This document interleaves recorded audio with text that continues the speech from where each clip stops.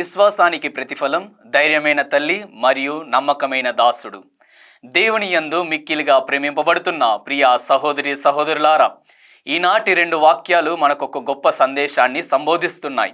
మక్కబీయుల 2వ గ్రంథము 7వ అధ్యాయంలో మనం చూస్తున్న ఆ తల్లి ఒక సాధారణ మహిళ కాదు. తమ 7 కుమారులను భయభక్తులతో పెంచింది. వారిని దేవుని చిత్తానికి పాత్రలు చేసింది.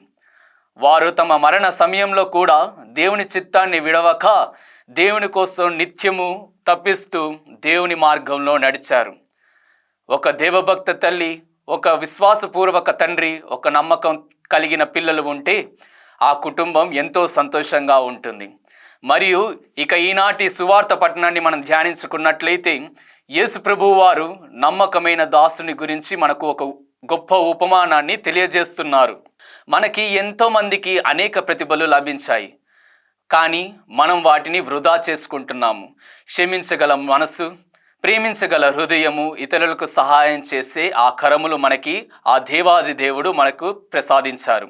కానీ నేటి సమాజంలో ఉన్న కుటుంబాలు ధనాన్ని సంపాదించడంలో మరియు తమ కుటుంబాన్ని సుఖంగా ఉంచడంలో ఎంతో నిమగ్నమైపోతున్నాయి. కానీ ప్రశ్న ఏమిటంటే, ఇక్కడ మక్కబీయుల తల్లి మనకు చెబుతుంది ఏమిటంటే, పిల్లలకు విశ్వాసాన్ని నేర్పండి, పిల్లలకు భక్తిని నేర్పండి. కావున మనము ఆ దేవాది దేవుణ్ణి ప్రార్థించుకుంటూ ఇలా వేడుకుందాము. దేవా, మాకు విశ్వాసాన్ని దయచేయండి.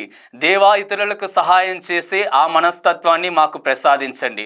కావున ప్రియ సహోదరి సహోదరులారా, మనది ఒక చిన్న కుటుంబమైనా సరే అదొక చిన్న స్త్రీ సభలా నిల్చోవాలి. అలా ఉన్నప్పుడు దేవుని చిత్తానికి, దేవుని రాజ్యానికి ఒక విత్తనంగా మనం నిలిచిపోతాము.